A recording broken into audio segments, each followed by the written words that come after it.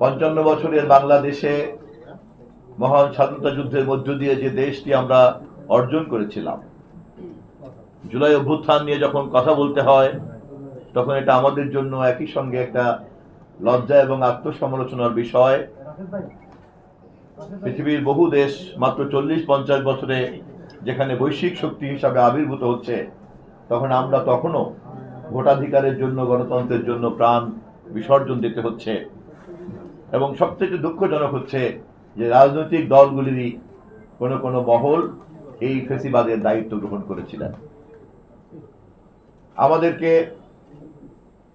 এই সংগ্রামের বিনিময়ে অর্জিত যে ভোটাধিকার, সেই ভোটাধিকারের মধ্য দিয়ে জনগণ তার ম্যান্ডেট তৈরি করেছে। সেই ম্যান্ডেট আমাদের নেতা তারেক রহমানের পক্ষে। সেই ম্যান্ডেট বিএনপির নেতৃত্বাধীন রাজনৈতিক দলগুলির পক্ষে এবং পার্লামেন্টে আজকে আমরা 2/3 সংখ্যাগরিষ্ঠ নিয়ে ইতিহাসের সবচেয়ে সক্রিয় পার্লামেন্টে আমরা এখন সংসদ পরিচালনা করছি। আমরা চাই এত রক্ত, এত প্রাণ, এত বিসর্জন, এত ত্যাগের পরে অর্জিত এই গণতন্ত্র, এই পার্লামেন্ট, এই নির্বাচন, এই সংস্কৃতি, আমাদের সকল রাজনৈতিক কেন্দ্রবিন্দু হবে জাতীয় সংসদ। সভ্য রাজনৈতিক সংস্কৃতি, রাজনৈতিক প্রক্রিয়া তাই দাবি করে।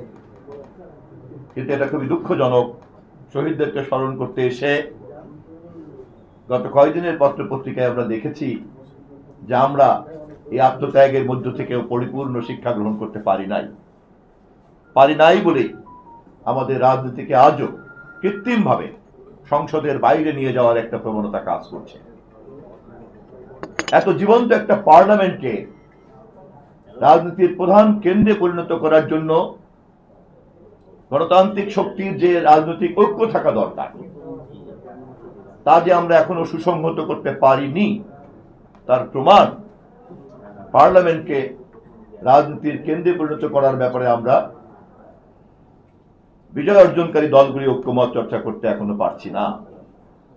শুধু তাই নয়, সামাজিক মাধ্যমে যেহেতু পার্লামেন্ট রাজপথের পাশাপাশি সবচেয়ে বড় যুদ্ধক্ষেত্রে পরিণত হয়েছে, সেখানেও যদি আমরা খুব সচেতনভাবে তদারক করি, নজর দিয়ে রাখি, তাহলে দেখতে পাবো সাধারণ মূল্যবোধ সংস্কৃতির যে মাত্রা, তা অতিক্রম করে একটা অশ্লীলতা চর্চা করার কাজ চলছে।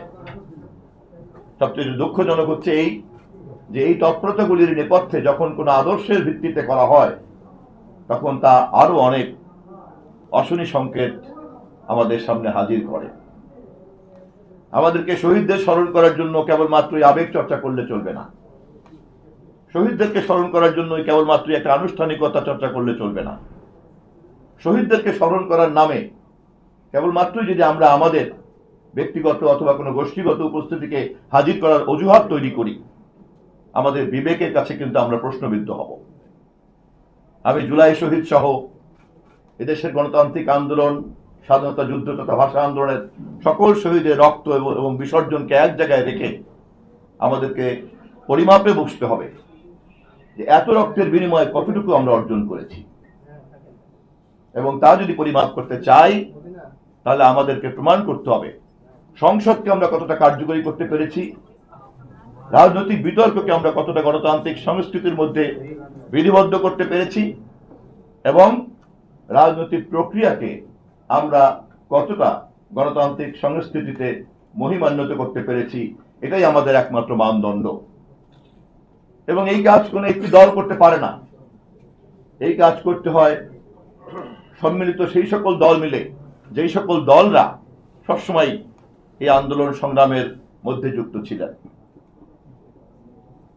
শহীদদের আত্মা শান্তি পাবে, শহীদদের ত্যাগ সার্থকতা লাভ করবে যদি আমাদের এই অর্জনের দাবিদার আমরা যারা, সেই সকল রাজনৈতিক দল শহীদের এই আত্মত্যাগের এই লক্ষ্যটিকে অনুধাবন করি।